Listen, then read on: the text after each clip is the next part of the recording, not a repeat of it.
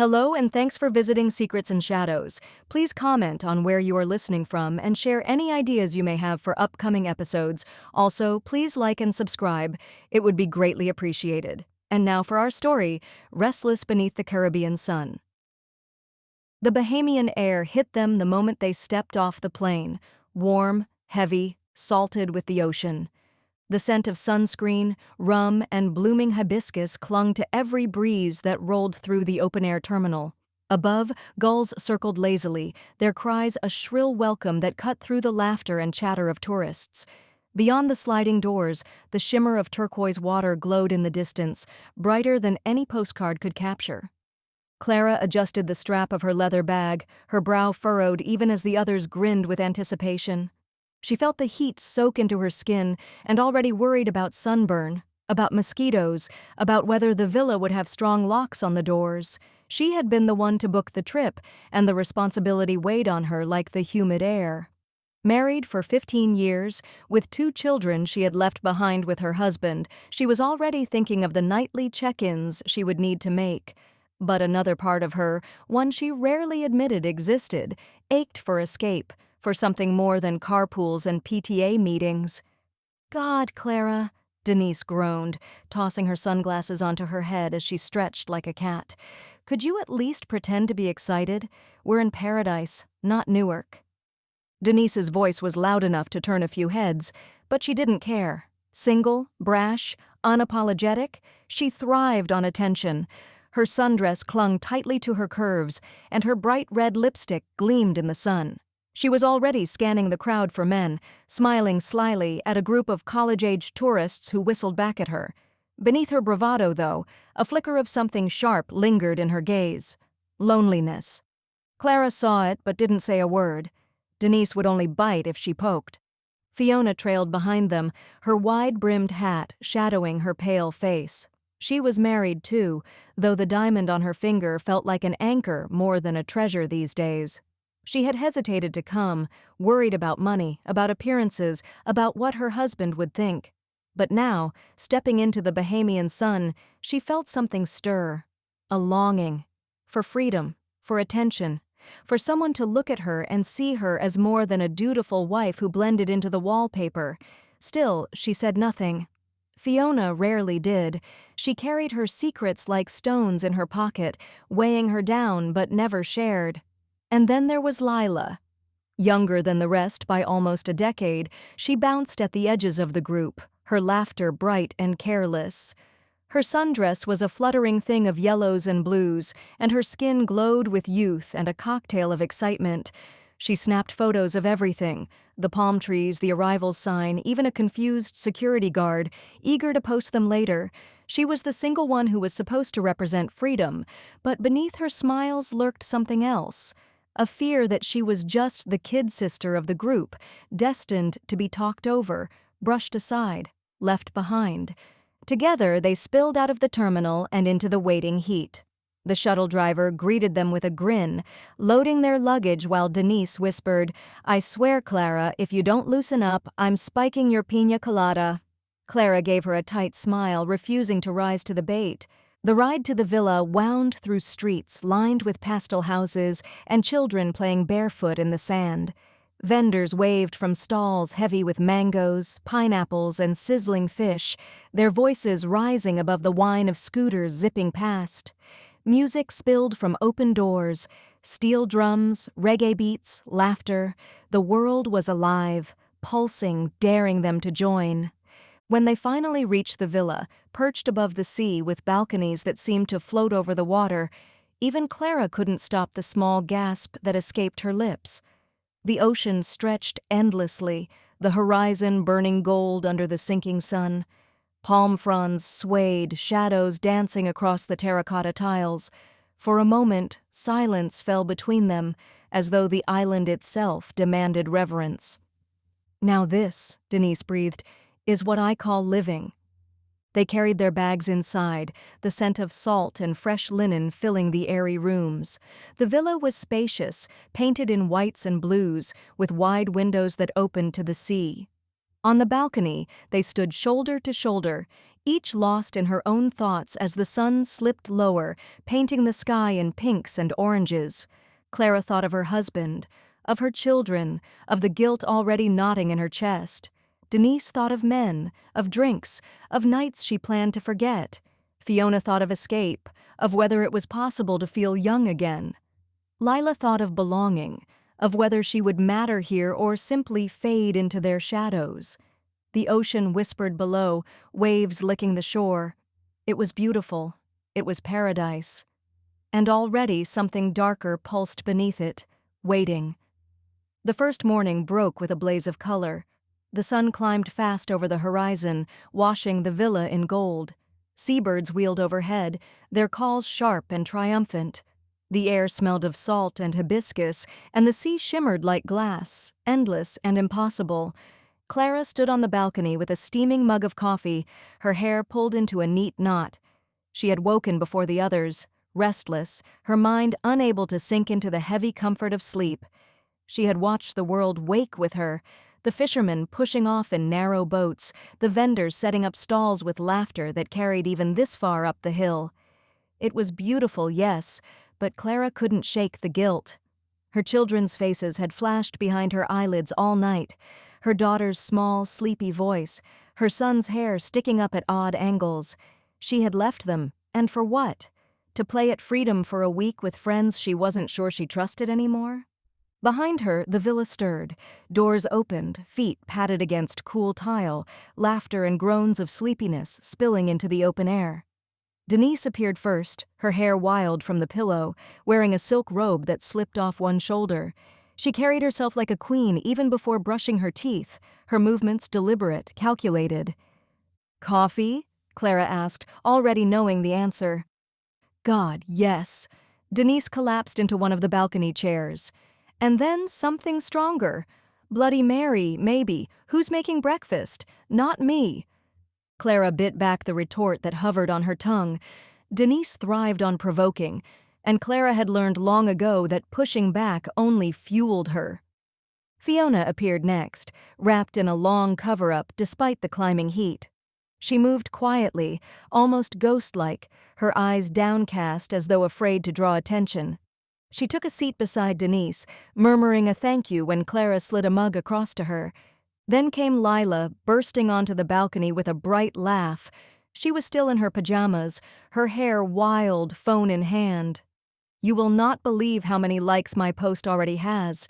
Guys, the light here is unreal." She held up her phone to capture a quick selfie with the ocean in the background, lips puckered into a playful pout.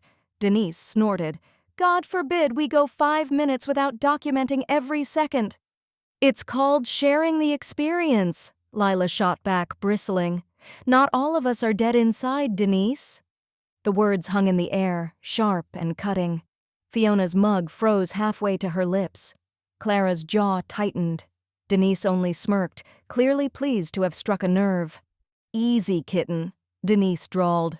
"You'll wrinkle that pretty little face before you even hit 30 if you keep snarling like that." Lila flushed, biting down her response. Clara finally stepped in. "Enough, both of you. Can't we just enjoy the morning?" But enjoyment was already fractured. Beneath the sunshine, the first cracks showed. By mid-morning, they set out toward the beach, the villa's private path winding through palm groves that opened onto blinding white sand. The sea roared soft and steady, a rhythm that seemed to echo in their bones. Tourists dotted the shoreline, sprawled on towels or wading waist-deep into the glittering surf. Vendors wandered with baskets of conch fritters and grilled fish, the air rich with spices and charcoal. Fiona lingered back as the others strode ahead. She slipped off her sandals, letting the sand sink warm between her toes. For a moment she closed her eyes, letting the waves drown out everything else. The obligations waiting at home, the husband who looked through her instead of at her. Here, maybe, she could remember who she was. Denise had already flagged down a bartender from the nearby beach shack, ordering a round of rum punch before the others had even set their towels down. "Vacation rules," she announced, handing out sweating plastic cups. "We drink before noon and pretend calories don't exist." Clara accepted hers reluctantly, the ice clinking against the cup as she lowered herself onto her towel. "You'll regret it when you're hungover tomorrow." "Oh, please," Denise scoffed. "I don't get hangovers, I metabolize chaos." Lila giggled, raising her cup in a mock toast. "To chaos, then." They drank, the rum sweet and burning at once, the sunlight painting their skin in gold. For a few moments it almost felt easy. Denise told outrageous stories from her last fling, embellishing so wildly that even Clara cracked a reluctant smile. Fiona laughed softly, surprising herself with the sound. Lila snapped candid photos, though this time no one argued. But ease never lasted with them.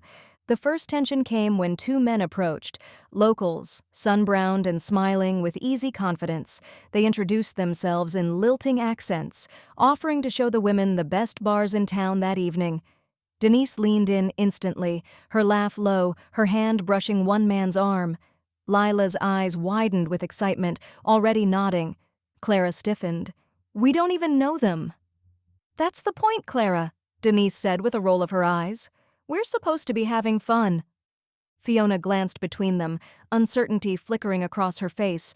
She wanted to say yes, wanted the thrill of it, the feeling of being wanted again. But she saw Clara's disapproval and bit back her words, sinking into silence. "Fun is fine," Clara said, her voice tight. "But we need to be careful. We're not college girls anymore." Denise smirked, her eyes glittering. "Speak for yourself."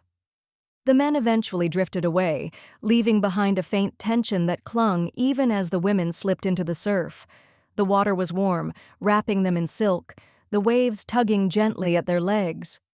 For a while, the sea soothed what words had frayed. But later, lying side by side on the sand, the silence between them was heavy. Clara stared at the horizon, her thoughts drifting home. Fiona twisted her wedding band round and round her finger. Denise reapplied her lipstick, gazing at her reflection in a compact mirror, and Lila scrolled through her phone, her smile faltering at something unseen on the screen. That evening, as the sun bled red into the sea, they gathered on the balcony with another round of drinks. The villa glowed in the warm light, shadows stretching long across the tiles. Denise was already tipsy, her laughter booming. She leaned close to Fiona, whispering something that made the other woman blush and shake her head. Lila lounged in a chair, her dress short, her eyes on the memory of the men from earlier. Clara stood by the railing, arms crossed, the sea breeze tugging at her hair. "Why do you always have to play the mother, Clara?" Denise asked suddenly, the words sharp despite her smile. "We're not your kids. We don't need permission to have fun." Clara turned, her jaw tightening. "I'm not playing anything. I just don't want us to make fools of ourselves." "You mean you don't want yourself to make a fool?" Denise shot back. "God forbid anyone sees perfect Clara drunk on a beach." The silence that followed was thick, broken only by the crash of waves below. Fiona looked away, guilt gnawing at her stomach. Lila shifted uncomfortably, torn between sides. The ocean stretched into darkness, vast and endless, and above it the first stars blinked to life, a holiday in paradise. But already the shadows were creeping in. The streets of Nassau came alive after sunset. Music throbbed from open doorways, the scent of grilled seafood and rum heavy in the warm night air. Neon lights bled across cobblestones, and laughter rang out from balconies where locals leaned over to watch the crowds. It was chaotic, magnetic, the kind of place that seemed to promise anything if you surrendered to it. Denise was already glowing with excitement, her silk dress clinging to her curves, her heels striking confidently against the pavement. She moved like she owned the night, her hand brushing past shoulders, her gaze locking boldly on strangers. Lila trailed close behind, her own dress shorter, more daring, her eyes wide with anticipation. Fiona walked in the middle, quieter, her nervous energy hidden beneath a carefully chosen floral maxi dress. Clara brought up the rear, her pace slower, her expression tight, as though she was holding her breath. "God, I love it here," Denise said, her laughter cutting through the noise. "This is what vacation is about: adventure, risk, excitement." "Fun doesn't have to mean reckless," Clara muttered, but her voice was swallowed by the music. Denise glanced back with a smirk. "Don't worry, Clara. No one's asking you to dance on a table. Not yet, anyway." The bar they chose pulsed with energy. Strings of colored lights hung across the open-air courtyard, casting everything in warm reds and yellows. A band played live reggae, the rhythms spilling into the street. The tables were crowded, the air thick with smoke, perfume, and the sweet tang of rum. Almost immediately, the men from the beach appeared. As if conjured by Denise's will, they materialized from the crowd.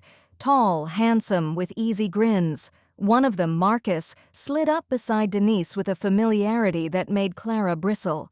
His hand found the small of Denise's back, and she leaned into it, her laugh ringing out. The second, Adrian, turned his gaze on Fiona. His smile was disarming, his eyes bright in the glow of the lights. "I didn't think we'd see you again tonight," he said, his voice low and warm. Fiona froze, heat rising in her chest. She glanced at Clara, who was watching with thinly veiled disapproval. Fiona forced a small smile. "We weren't sure if we'd come out." "I'm glad you did," Adrian replied, and the sincerity in his tone made something ache deep inside her. Lila, meanwhile, was already at the bar, leaning forward to order shots, her phone forgotten for once. Two young tourists, Americans, loud and sunburned, had taken notice of her, and she soaked in their attention like sunlight. She tossed her hair back, laughing too loud, her cheeks flushed with more than just the heat. Clara sat stiffly at the edge of the table, her drink untouched. She watched as her friends scattered into the chaos. Denise pressed close to Marcus on the dance floor, Lila clinking shot glasses with strangers, Fiona leaning ever so slightly toward Adrian. The tension in Clara's chest tightened until she could barely breathe. On the dance floor, Denise moved like fire, her body in sync with the rhythm. Marcus's hands were bold, sliding along her hips, pulling her closer. She welcomed it, feeding on the danger, the eyes watching. She wanted to be wanted, craved it like oxygen. For one night, she wasn't divorced, wasn't middle-aged, she was untouchable. "Slow down," Marcus murmured in her ear, though his grin betrayed no desire for her to actually stop. "Why?" Denise purred, tilting her head back. "Scared you can't keep up?" Their laughter melted into the music, lost in the heat of bodies pressed too close. At the table, Fiona sipped her drink, her fingers trembling slightly around the glass. Adrian leaned closer, his cologne mixing with the sweet smell of rum.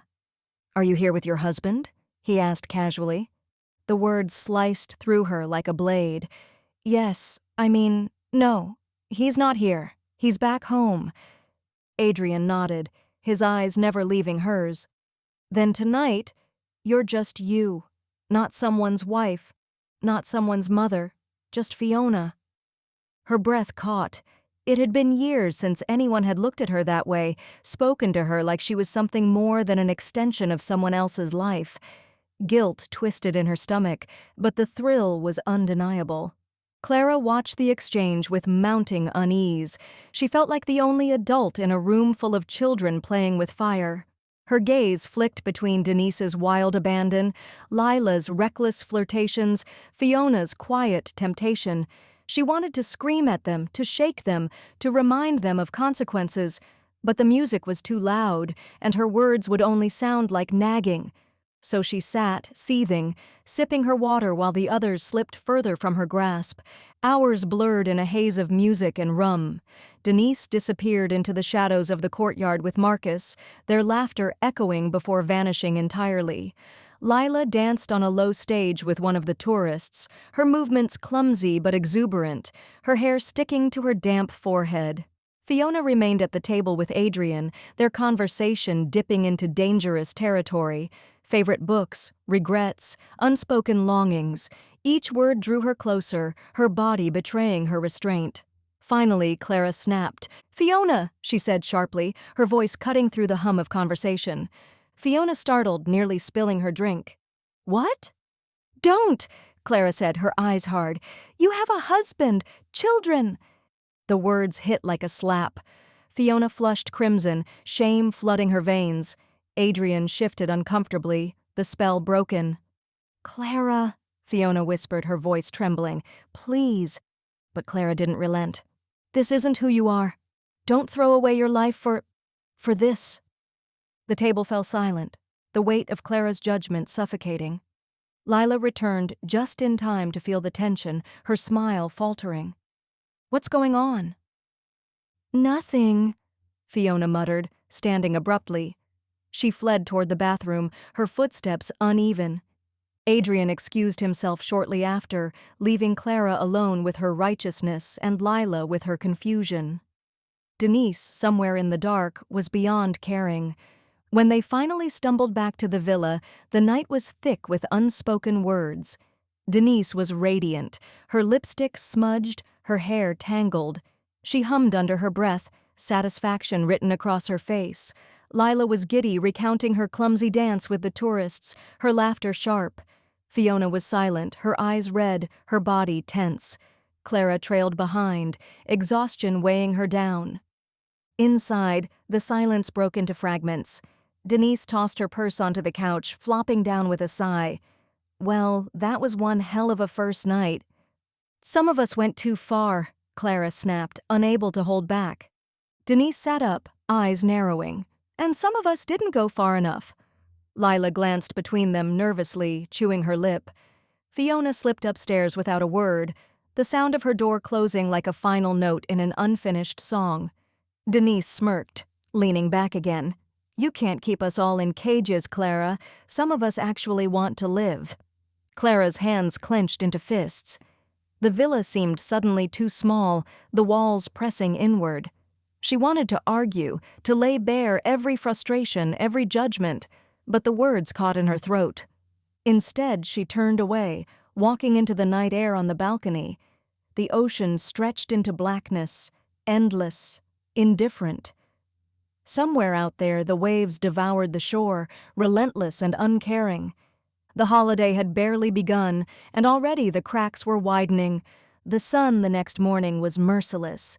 It poured through the slatted blinds of the villa, slicing across the living room where empty glasses still lingered on the coffee table. The air was heavy with the stale scent of rum and perfume. Outside, the ocean glittered an impossible blue, but inside the villa, shadows stretched long and unforgiving. Fiona stood at the kitchen counter, her hands wrapped around a mug of coffee that had long gone cold. Her reflection in the window was pale, her eyes hollow. She hadn't slept. Every time she closed her eyes, Adrian's voice returned, soft and insistent. "Tonight, you're just you." The words had thrilled her, but now they coiled around her chest like chains. Denise wandered in barefoot, her silk robe loosely tied, her hair wild. She looked exhausted but smug, like a woman who'd tasted danger and wanted more. She poured herself coffee, then smirked at Fiona. "You look like hell," Denise said bluntly. "Thanks," Fiona muttered. Denise leaned against the counter, sipping her coffee, studying Fiona with amusement. "What happened with Lover Boy after I left?" "Nothing." Fiona's voice was sharp. Denise raised a brow. "Shame. He seemed attentive." Fiona turned away, her grip tightening on the mug. Clara entered next, already dressed in linen pants and a crisp blouse, as if she were heading to a board meeting instead of a day in the Bahamas. Her lips were pressed tight, her movements clipped. She glanced at Fiona, then at Denise, her disapproval palpable. "Are we going to talk about last night?" Clara asked. "No," Denise said instantly. "Yes," Fiona whispered at the same time. Lila shuffled in last, bleary-eyed, her mascara smudged, clutching a bottle of water. She collapsed onto the couch with a groan. "Can someone turn down the sun?" "Lila," Clara snapped, "this isn't a joke. Do you even remember what happened last night?" "Of course I do." Lila stretched out, yawning. "I danced. I drank. I had fun. Isn't that the point?" "The point," Clara said, her voice rising, "was not to lose all sense of decency. Denise disappearing into the shadows with a stranger. Fiona sitting there making eyes at a man when you have a husband and children at home. Lila, throwing yourself at tourists like what?" Lila shot back, sitting up abruptly.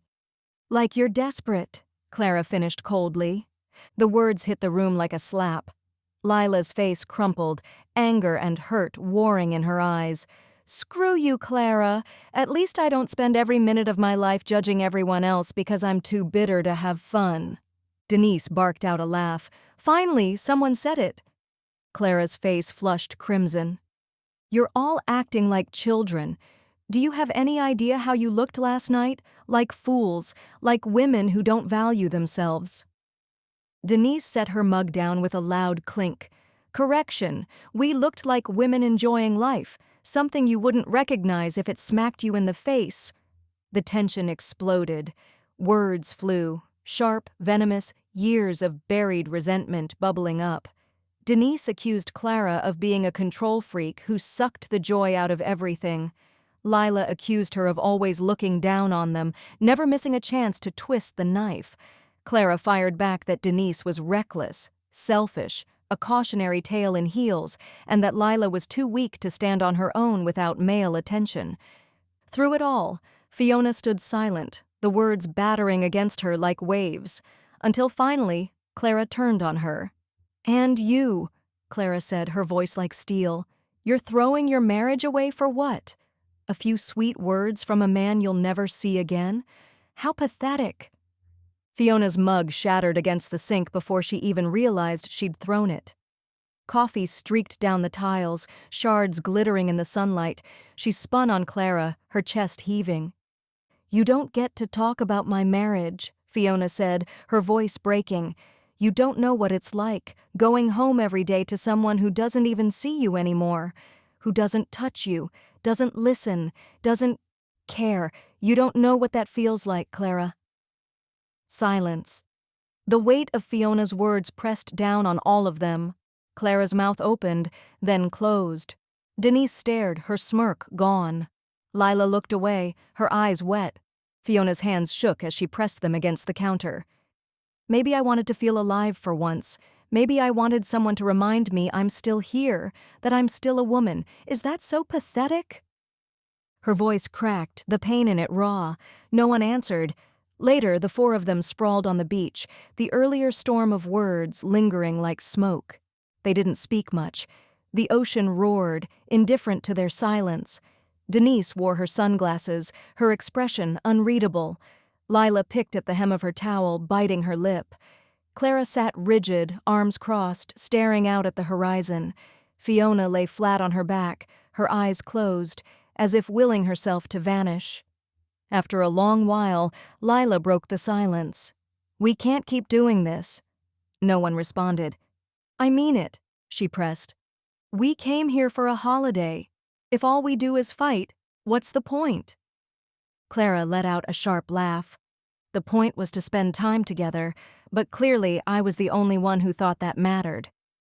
Don't, Denise said quietly without looking up. Not right now. Lila glanced between them, her frustration growing. Fine, if none of you want to have fun, I will. She stood brushing sand from her legs. I saw the guys from last night down by the bar. I'm going to get a drink. Denise hesitated, then stood too. I'll come. Clara shot them a withering look, but neither of them cared. They walked off together, the tension momentarily forgotten in the promise of distraction. Fiona and Clara remained, the silence between them thick. Finally, Clara spoke, her voice softer. I didn't mean to hurt you. Fiona opened her eyes, the sunlight burning. Yes, you did. Clara flinched. Fiona sat up, brushing sand from her arms. You've always been like this. You think you know what's best for everyone. But sometimes people just need something else, even if it's messy. Even if it's wrong. Her voice wavered, but she didn't look away. Clara had no reply. That night, the villa felt divided. Denise and Lila returned late, drunk and giddy, their laughter echoing down the hall. Clara stayed up reading, her glasses perched on the edge of her nose, the pages of her book trembling in her hands. Fiona sat on the balcony, the sound of the waves crashing below, tears streaking silently down her cheeks. The cracks were no longer hairline, they were fractures, deep and jagged. What had once been 4 women bound by years of friendship now felt like strangers clinging to a holiday that was already unraveling, and the week had only just begun. The next morning broke with the scent of salt and the sound of gulls crying overhead. The villa was quiet, the silence of exhaustion rather than peace. Denise and Lila had stumbled in late again, their laughter echoing through the halls before collapsing into their rooms. Fiona had spent most of the night on the balcony, watching the stars until the first light of dawn blurred them out. Clara hadn't slept much either. She sat at the kitchen table with a notebook, scribbling down lists as if order on paper could impose order on the chaos around her. When Denise finally emerged, sunglasses perched on her head, her voice was bright, almost brittle. "Who's up for the beach bar today? They're doing some kind of rum tasting." Clara's pen froze. "You can't be serious." Denise smirked. "Oh, I'm very serious." Fiona poured herself another cup of coffee, ignoring them both. Lila wandered in next, humming, her hair wet from a shower. She dropped into a chair beside Denise, her grin mischievous. "Rum tasting sounds perfect." Clara set her pen down with a sharp snap. "We didn't come here just to drink ourselves into oblivion."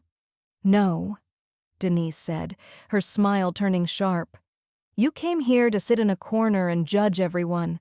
The rest of us came to live a little." The words hung in the air. Fiona stirred her coffee slowly, her mind elsewhere.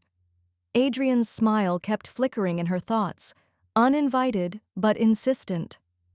By late afternoon, Denise and Lila had claimed the beach bar as their domain.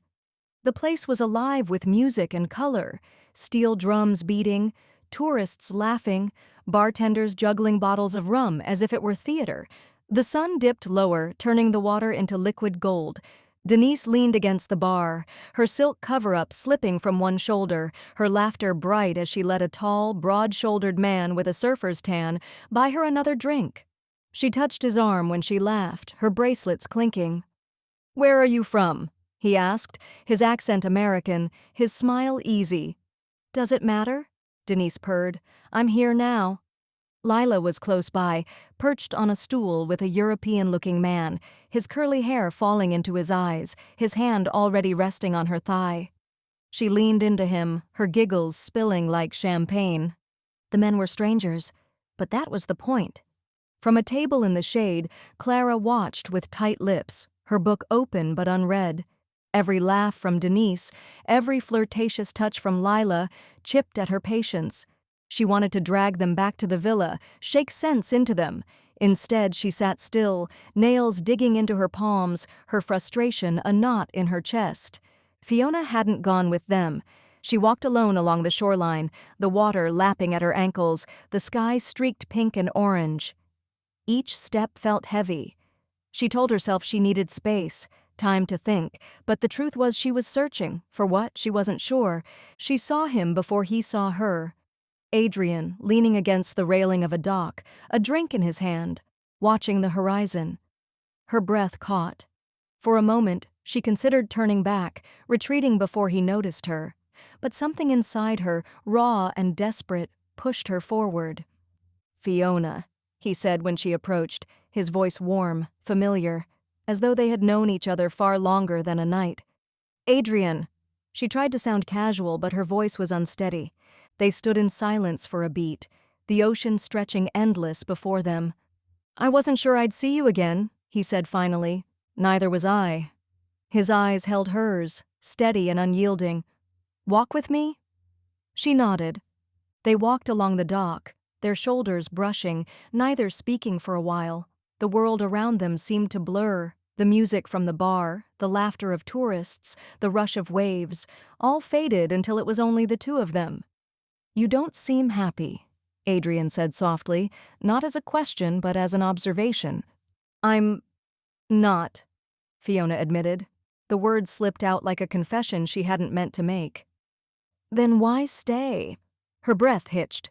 "Because I'm married, because I have children, because I'm not the kind of woman who—" "Who what?" His voice was gentle, coaxing. "Who cheats?" Adrian stopped walking, turning to face her. His hand hovered near hers, not touching, but close enough that she could feel the heat of him. Wanting more doesn't make you a bad woman, Fiona. It makes you human. The pull between them was magnetic, undeniable. She wanted to step closer, to let the warmth of him drown out the cold emptiness inside her, but guilt clawed at her ribs. She pulled back, shaking her head. "I can't." Adrian's gaze lingered, searching her face. He didn't push. He only nodded, a shadow passing through his eyes. "Then don't. But don't lie to yourself either." He turned, leaving her standing alone on the dock, the setting sun casting his silhouette in gold. That night, the villa was alive with tension. Denise and Lila burst in, still giddy, their cheeks flushed, their laughter loud. They carried the smell of rum and men's cologne with them like perfume. "Best night yet?" Denise declared, tossing her heels onto the floor. Lila twirled in the living room, nearly tripping over a chair before collapsing onto the couch with a giggle. Clara closed her book with a snap. "You're humiliating yourselves." Denise rolled her eyes. "Oh, here we go." "No, really," Clara pressed, her voice tight with barely contained fury. "Do you even realize how pathetic you looked? Drunk, hanging on men who couldn't care less about you?" Lila sat up, her face flushing. "They cared enough tonight." "That's not care, Lila. That's using you." Lila's expression crumpled, hurt spilling across her features. "You don't get to say that. You don't get to make me feel small just because you're miserable." Denise stepped forward, her voice sharp as glass. "She's right, Clara. You're not our mother. Stop pretending you are." Clara's hands shook. "I'm trying to keep us from falling apart." "Newsflash," Denise snapped. "We're already there." The words hung, heavy and final. From the balcony, Fiona listened, her chest aching. Adrian's words whispered in her mind. "Wanting more doesn't make you a bad woman." She pressed her forehead against the cool glass door, torn between the life she had and the life she longed for, her body trembling with the weight of it. The villa seemed to pulse with unspoken things that night. Denise's hunger for distraction, Lila's fragile need to be desired, Clara's suffocating control, Fiona's restless ache. 4 women under one roof, each unraveling in their own way, bound together and tearing apart all at once. And the week was only halfway through. The villa felt heavy the next morning, as if the walls themselves were holding their breath. The laughter from the night before was gone, replaced by silence sharp enough to cut. Denise slept in late, sprawled across her bed with her phone still in her hand. Lila woke with a pounding head and an ache in her chest she couldn't name. Clara kept herself busy in the kitchen, her movements clipped, brittle. Fiona sat alone on the balcony, staring out at the endless blue sea, her thoughts tangled with guilt and longing. By late afternoon, they decided, more out of obligation than desire, to go into town for dinner. The streets of Nassau glowed with life, lanterns strung overhead, vendors calling out, the smell of fried conch fritters and roasted fish drifting through the air. Tourists mingled with locals, music spilled from open bars, and the air buzzed with heat and possibility. They found a small restaurant tucked in a corner near the waterfront, its open terrace overlooking the water. Candles flickered on the tables, casting shadows across their faces as they sat down. The waitress brought rum punch in tall glasses. Denise lifted hers immediately, her lipstick leaving a crimson mark on the rim. "Here's to freedom," she said, her voice deliberately bright. Lila clinked her glass half-heartedly. Fiona hesitated, then joined. Clara didn't lift hers at all. Denise noticed. "Oh, come on, Clara, don't sulk. You're worse than my mother." Clara's jaw tightened. "Someone has to be the adult." "Oh, please." Denise leaned back in her chair, her earrings catching the candlelight. "We're on vacation. Adults have fun too, you know." "What you call fun," Clara said, her voice sharp, "is embarrassing. You two look like teenagers desperate for attention." Lila's hand froze around her glass. "Why do you always do that?" she asked softly. "Do what?" Clara's eyes narrowed. "Cut us down. Make us feel stupid." Lila's voice trembled, but her words were steady. "I had fun last night. For once I felt wanted, and all you can do is make me feel cheap." "You don't need men to validate you, Lila," Clara shot back. "And if you think they wanted you for anything more than one night, then you're deluding yourself." Lila's face crumpled. "God, you're cruel!" Denise slammed her glass onto the table, the sound making nearby diners glance over. "Enough. Clara, you've been controlling since we got here. You treat us like we're broken, like we need saving. Newsflash, we don't. Maybe you're the one who needs saving." Clara's voice rose, breaking the calm exterior she'd clung to all week. "At least I'm not running around pretending meaningless flings and drunken nights will fix the emptiness inside me." Denise's face went pale, then flushed with fury. "You think you're better than us, don't you? Sitting there with your neat little lists and your judgment. But you're miserable, Clara. Everyone can see it. That's why your husband left." The words landed like a blow. Clara's hand trembled around her fork. Her throat worked, but no words came. The table fell into stunned silence. Fiona finally spoke, her voice low. "That was too far, Denise." Denise turned to her, eyes still blazing. "Oh, don't start. You're no saint either. Sitting up there on your balcony, dreaming about some guy who isn't your husband. At least I don't pretend I'm not a mess." Fiona's heart lurched, guilt flooding her cheeks with heat. "You don't know what you're talking about." "I know enough," Denise said. The waitress arrived with their food, unaware of the storm brewing at the table. She set down steaming plates of grilled lobster and plantains, but no one reached for them. Lila's eyes were shining with unshed tears. She stood abruptly, her chair scraping against the floor. "I'm done." She walked away from the table, weaving through the other diners until she disappeared into the night. Clara followed, her voice sharp but shaky. "Lila, wait!" That left Fiona and Denise, the air between them thick with tension. Fiona's hands shook as she folded her napkin. "You lash out because you're scared, Denise, but all you're doing is destroying the people who care about you." Denise's eyes softened for a brief second, but then she tipped back her drink, finishing it in one swallow. "Maybe destruction's the only thing I'm good at." Back at the villa later that night, the fractures deepened. Lila locked herself in her room, sobbing quietly into her pillow. Clara knocked at first, then gave up, retreating to her own space where she sat on the bed staring at nothing, Denise's cruel words replaying over and over. Fiona stood on the balcony again, the moon casting a silver path across the waves. Adrian's face rose in her mind, unbidden. His words echoed. "Wanting more doesn't make you a bad woman." Denise sat alone in the living room, a half-empty bottle of wine beside her. The music from the streets below drifted through the open windows, mocking in its joy. She stared at her reflection in the glass, seeing not a carefree woman but someone hollow, her painted smile cracking.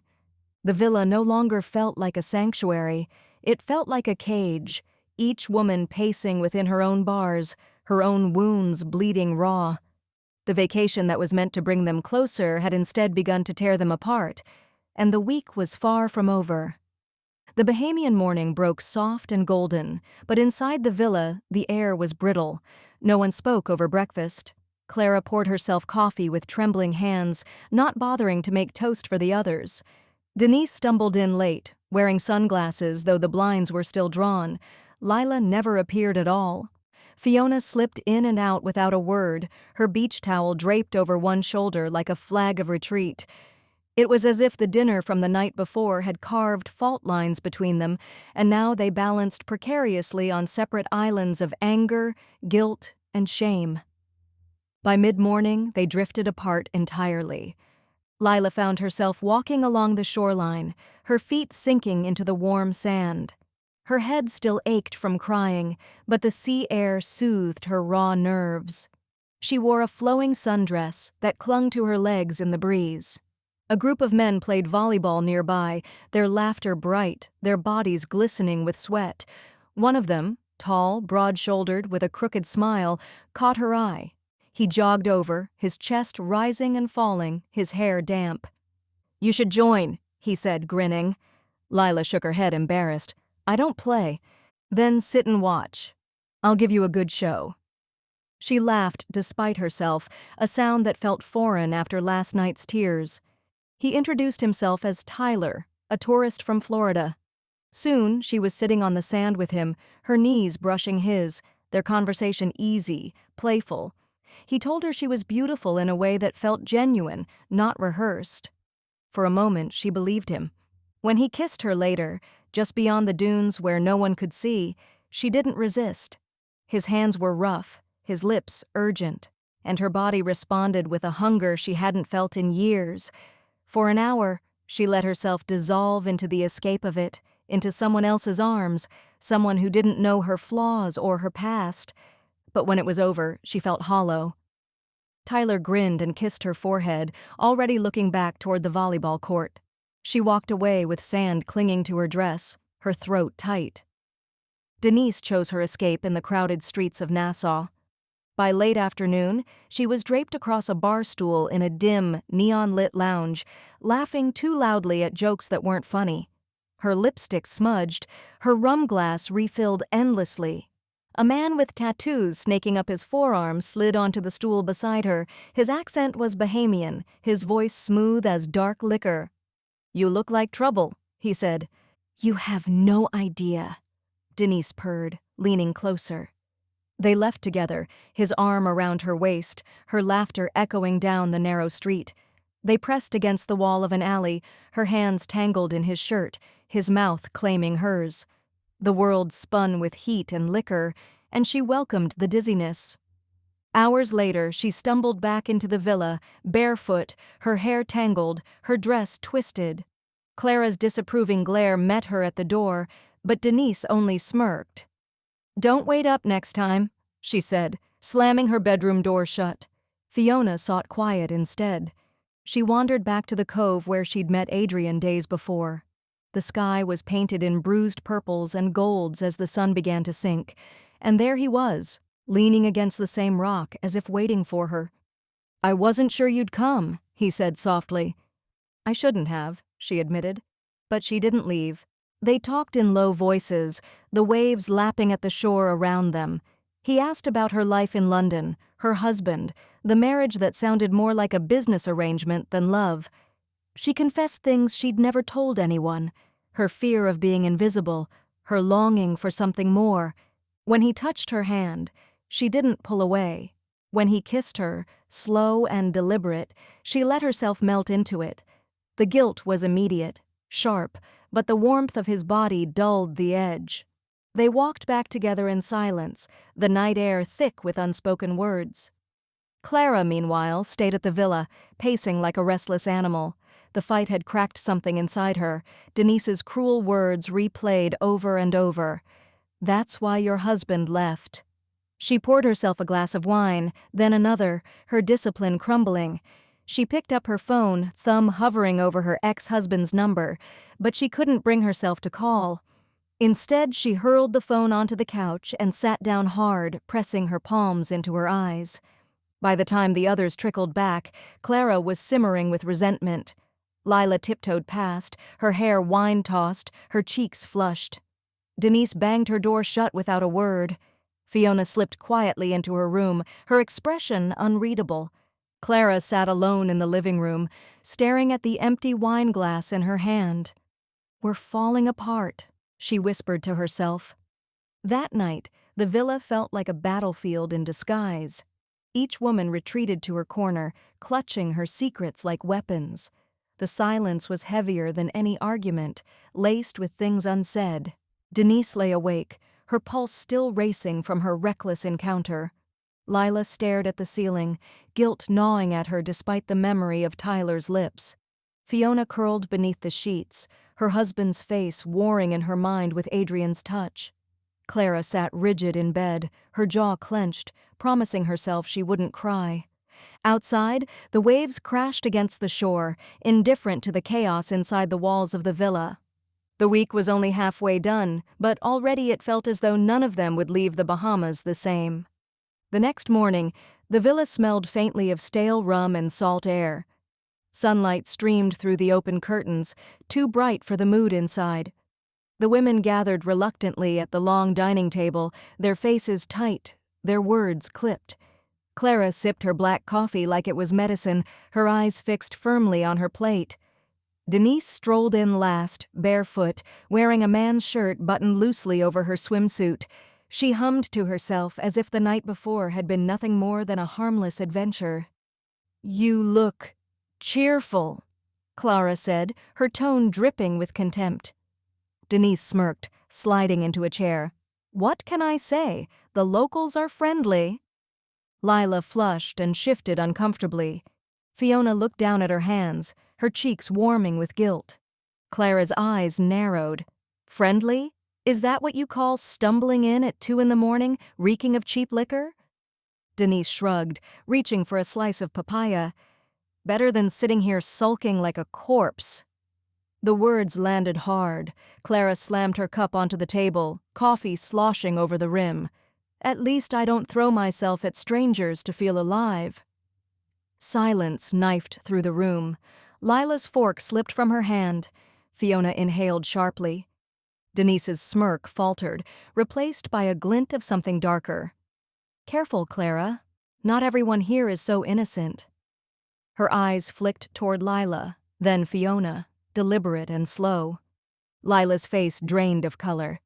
"What is that supposed to mean?" Denise leaned back, her grin returning. "Oh, come on. You think I didn't notice? That walk of shame, the way you glowed when you slunk in yesterday. Don't look so shocked. I've seen it 100 times." Lila stood abruptly, her chair scraping across the tiles. "That's none of your business." "None of my business?" Denise's voice rose, sharp as glass. "We're here together, and you're off sneaking around like some desperate teenager." "I don't answer to you," Lila snapped, her voice cracking. Fiona pushed her chair back slowly, her chest tightening.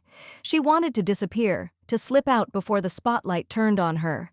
But Clara caught the tension in Fiona's posture, the guilt etched across her face. "Oh my God," Clara whispered, her tone laced with disbelief. "You too." Fiona froze. "Don't," she said softly, pleading. But Clara was already shaking her head, her voice rising. "First Denise, then Lila, now you? Is this what this trip is? A free-for-all vacation where marriage vows mean nothing?" Fiona's throat closed. She opened her mouth, but no words came. The weight of their eyes crushed her, the disgust in Clara's, the amusement in Denise's, the horror in Lila's. Denise laughed, low and cruel. Well, well, Saint Fiona isn't so saintly after all. How was he? Better than the husband you're always complaining about?" "Shut up!" Fiona snapped, her voice shaking. The tension was unbearable. Lila's hands trembled as she pressed them against the table. Clara's chest heaved, her face red. Denise reclined in her chair like a queen watching her enemies tear each other apart. Finally, Clara stood, her voice cold as steel. "You're all pathetic. Do you know what this looks like? We came here for friendship, for fun, and all you've done is shame yourselves. Do you think your husbands, your families wouldn't care if they knew? You disgust me." Her words cut deeper than any of them expected. Lila sank back into her chair, fighting tears. Fiona lowered her gaze, ashamed. Denise only smirked wider. "Funny thing about disgust," Denise said, her voice soft and poisonous. "It usually means you're jealous." Clara's hand twitched as if she might slap her. Instead, she spun on her heel and stormed out, the slam of her bedroom door rattling the villa. The afternoon unraveled from there. Lila hid away in the shaded patio, staring at the ocean without seeing it.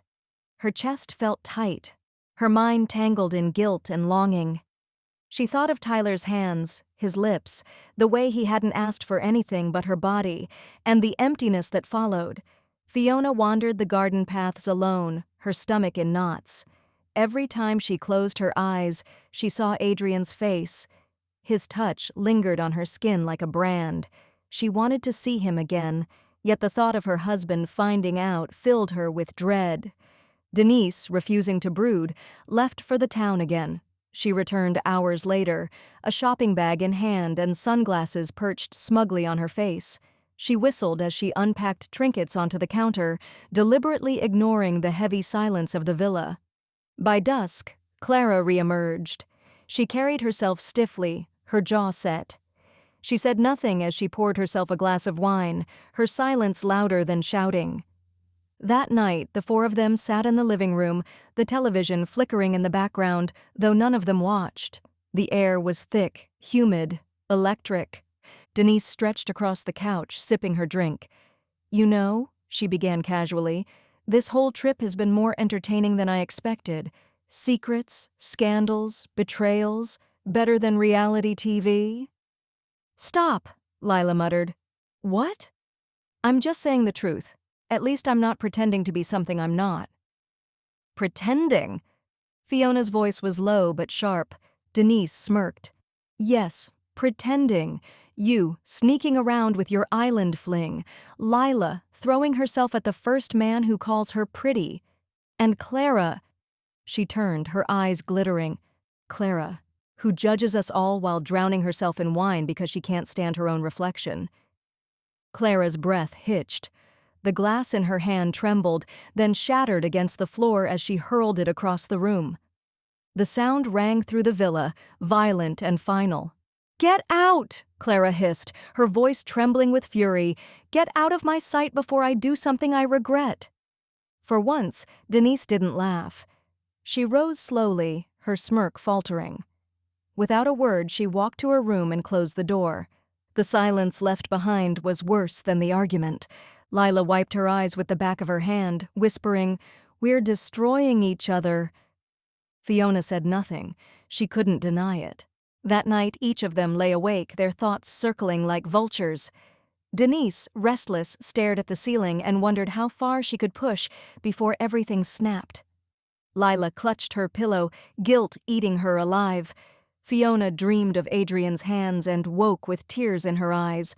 Clara sat upright in bed, her chest heaving, the echo of her own rage ringing in her ears. The holiday that had promised escape and laughter was collapsing into something darker, uglier, and though none of them could admit it yet, the fractures had widened beyond repair. The storm rolled in that night, sudden and violent, as if the sky itself mirrored the chaos inside the villa. Rain hammered against the shutters, and wind howled through the palm trees, rattling branches like bones. The women gathered in the living room because there was nowhere else to go. The storm had knocked out the power, leaving only candles and the occasional flare of lightning to illuminate their faces. The air was thick with tension. Clara sat stiffly in the armchair, her wineglass empty but clutched like a weapon. Lila perched nervously at the edge of the sofa, her hands twisting in her lap. Fiona sat near her, silent and withdrawn, her gaze fixed on the storm outside. Denise lounged across the cushions opposite them, calm, smug, as if the chaos fed her. For a while, the storm outside filled the silence between them. Then Denise broke it, her voice smooth and cruel. "So," she drawled, "have we all decided to keep pretending, or are we finally going to admit what this trip has turned into?" "Not now," Clara snapped. "Why not now?" Denise's eyes gleamed in the candlelight. "Seems the perfect time. We're trapped here together, storm raging outside. Might as well rip the rest of the masks off." Lila's voice shook. "Please, Denise, just stop." "Stop?" Denise laughed, harsh and humorless. "Why? Because it hurts? Because the truth doesn't look so pretty under candlelight?" Clara rose abruptly, pacing like a caged animal. "You thrive on this, don't you? Tearing us apart one by one. You're poison." Denise shrugged, unbothered. "Maybe. Or maybe I'm just the only one honest enough to say what everyone's thinking." She leaned forward, eyes locking on Lila. "You couldn't resist a little island fling. Tell me, Lila, what did you think about when you were moaning in his arms?" "Stop it!" Lila cried, her hands covering her ears. Tears welled in her eyes. Denise ignored her, turning to Fiona. "And you, sweet, fragile Fiona, always pretending to be the moral one. But you fell, didn't you? You fell hard. How long before you leave your husband? Or are you too much of a coward to give up the cushy life he provides?" Fiona's face crumpled. She pressed a hand over her mouth to hold back a sob. Finally, Denise's gaze landed on Clara. Her smile was sharp as a blade. "And then there's you, self-righteous Clara, drunk on judgment and cheap wine. Tell me, when was the last time your husband touched you? Or have you been so busy burying yourself in bitterness that you've forgotten what desire even feels like?" The slap came fast, harder than anyone expected. Clara's hand cracked against Denise's cheek, the sound louder than the thunder outside. Denise's head snapped to the side, her grin faltering for the first time. "Don't you ever speak about my marriage?" Clara hissed, her eyes blazing. For a heartbeat, no one moved. The storm raged, the candles flickered, and the four women stared at each other as if standing on the edge of a cliff. Then Denise laughed, a broken, jagged sound. She rose slowly, rubbing her cheek where the slap had landed. "There it is," she whispered. "The truth. You hate me because I say the things you're too weak to face, but deep down you know I'm right." Lila stood, trembling. "This isn't friendship anymore.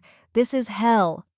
"It's the truth," Denise said again, her voice almost tender now.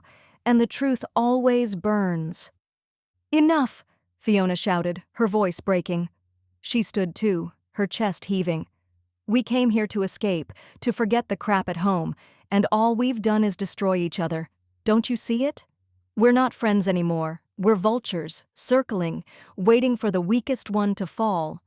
The words hung heavy in the air. Clara's jaw clenched. Lila sobbed openly. Denise only smiled, cruel satisfaction in her eyes. Lightning split the sky, flooding the room with white light. In that flash, Clara's face looked carved from stone. Denise's eyes glowed with venom.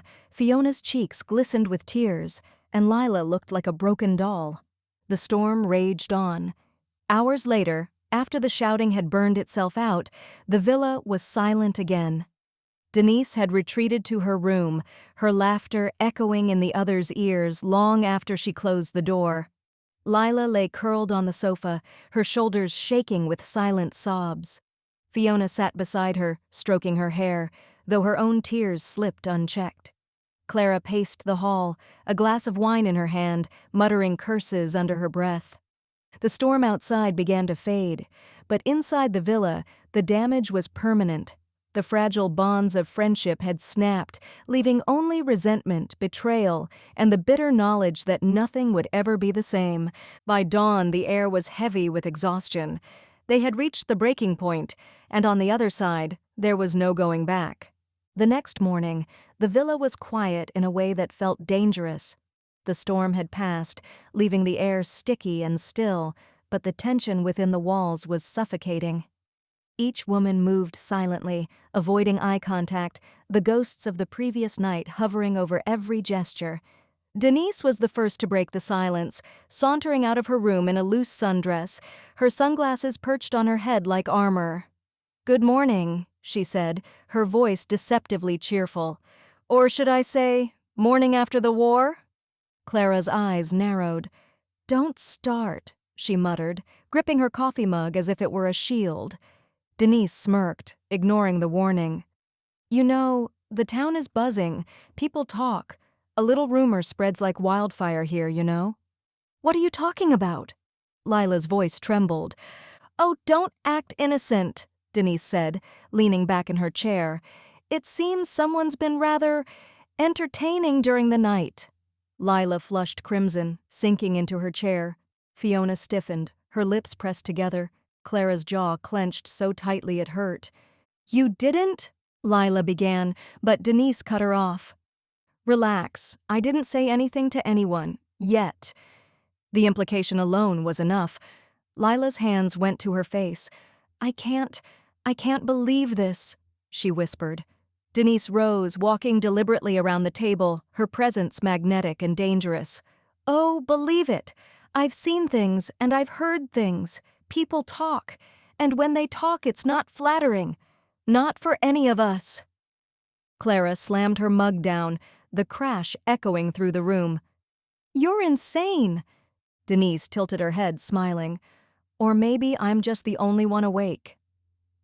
Later that day, the women were forced to venture into town. The streets were alive with tourists, vendors, and locals, but Denise's warning weighed on their minds.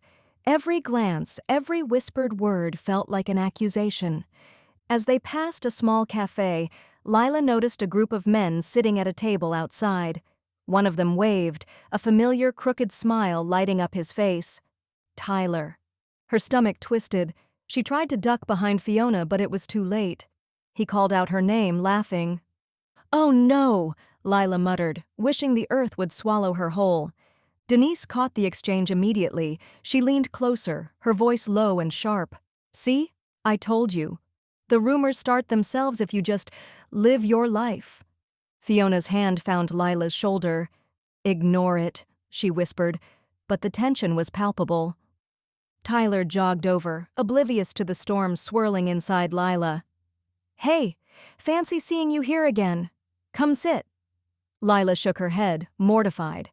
Fiona gave her a reassuring squeeze, but Denise only laughed, loud and unashamed.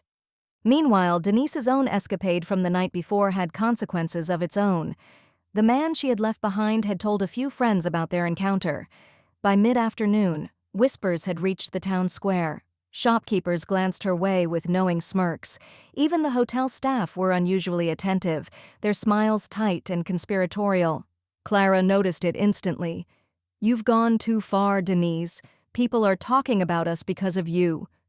Denise shrugged. "Good.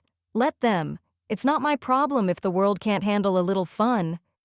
Fiona sighed, running her fingers through her hair.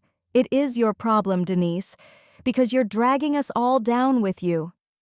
By evening, the women were back at the villa, drained and tense. Their small sanctuary had transformed into a pressure cooker, emotions ready to explode at the slightest spark. Denise leaned against the balcony railing, staring at the moonlit ocean. "You know, it's funny. A week meant to escape reality has become reality's harshest reflection." Clara's eyes were cold. "It's a reflection you made worse." Denise turned slowly, her smirk fading into something sharper, more predatory. "Worse? Maybe. Or maybe I just showed you all who you really are beneath the pretty dresses and polite smiles." Lila flinched. Fiona's chest tightened. Clara's hands curled into fists. "You think I'm the villain," Denise continued, voice low and steady. "But the truth is, we've all been complicit. We let ourselves get carried away. We let desire, jealousy, and fear rule us. I just named it," Lila whispered, barely audible. "I can't keep pretending." "No," Fiona said softly. "We can't. But that doesn't make it any easier." The following day brought an unexpected confrontation. Tyler arrived at the villa with a group of friends, grinning and laughing loudly, unaware that Lila's shame and Denise's provocation had already poisoned the air. Lila ran to her room, tears streaming down her face. Fiona tried to intervene, but Tyler's enthusiasm made it impossible. Denise watched, eyes gleaming, savoring every moment. Clara could barely restrain herself, pacing like a caged predator. "Stop this!" Clara finally shouted, her voice cracking with fury. "Leave! Now, all of you!" The men left reluctantly, sensing the volcanic tension. Lila emerged, pale and shaking. Fiona gathered her in an embrace. Denise finally returned to her room, smirking in quiet triumph. By the end of the day, the women were exhausted. The villa was silent except for the distant crash of the waves.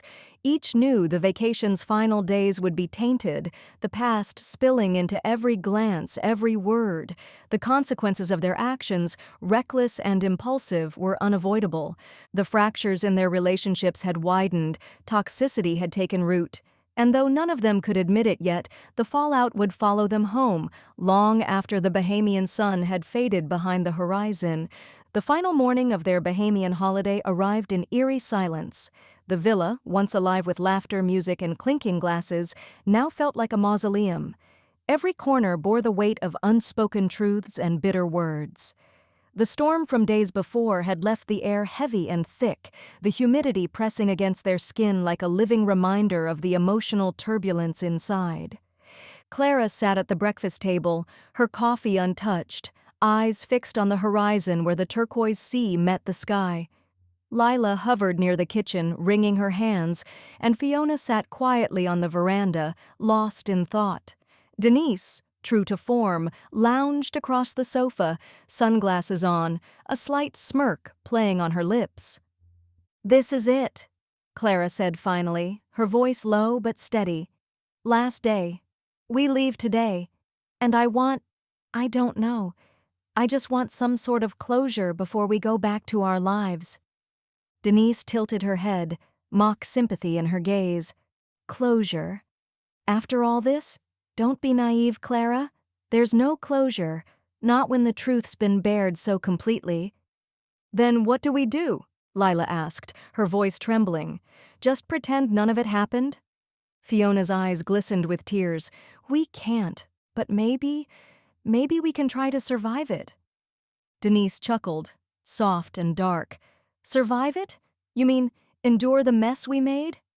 By mid-morning, the women were preparing to leave the villa. Their suitcases sat packed in the corner, a silent testament to the week they would never forget. Each movement was mechanical, their previous ease replaced by caution and tension. Clara, walking to the balcony for a final look at the ocean, suddenly spoke. "We've all done things we regret, but we can't let them define us. Not entirely. Some part of us has to be stronger than this mess." Denise glanced at her, a flicker of respect, or maybe amusement in her eyes. "You're preaching morality, Clara? After the week we've had?" "I'm just trying to make sense," Clara replied, her jaw tight. Fiona moved closer to Lila, offering a quiet reassurance. "We'll get through it. Somehow." The drive to the airport was silent, punctuated only by the hum of the van engine and the occasional sigh. Each woman stared out the window, lost in her own thoughts. Denise broke the silence finally, leaning back with a self-satisfied smirk. "You know, I think I've learned something this week." "What's that?" Clara asked, wary. "That we're all fragile," Denise said slowly, her tone uncharacteristically serious.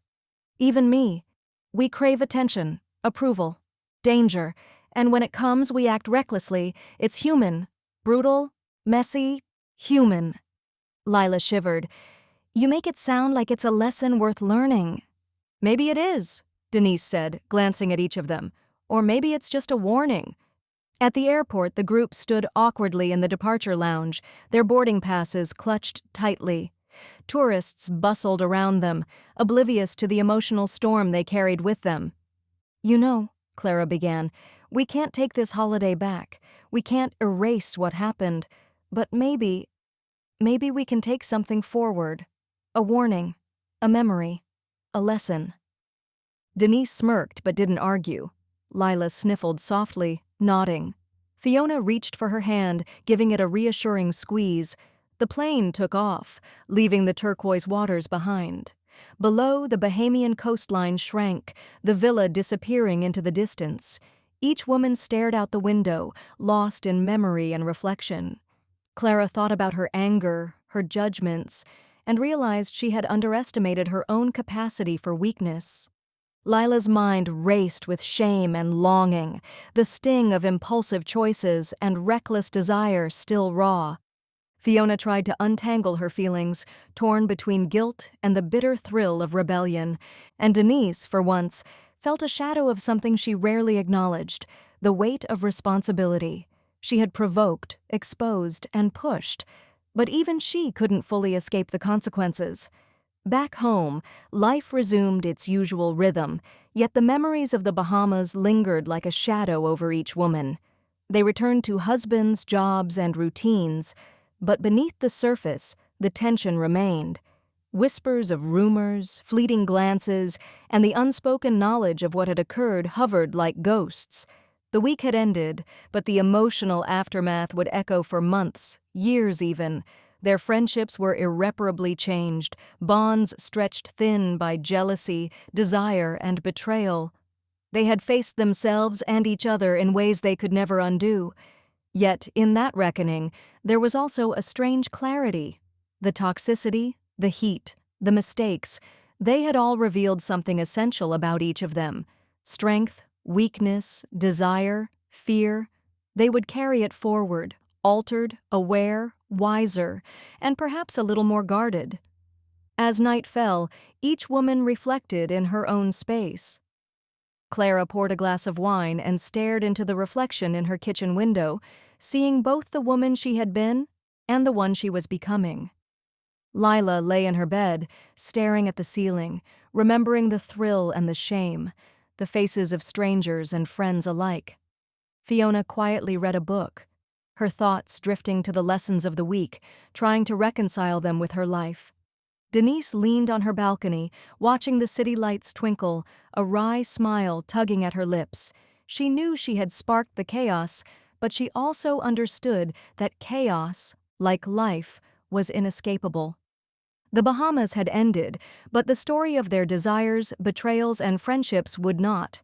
It was a chapter of their lives, intense, raw, unforgettable. And though it had tested them, scarred them, and exposed their vulnerabilities, it had also left them profoundly alive.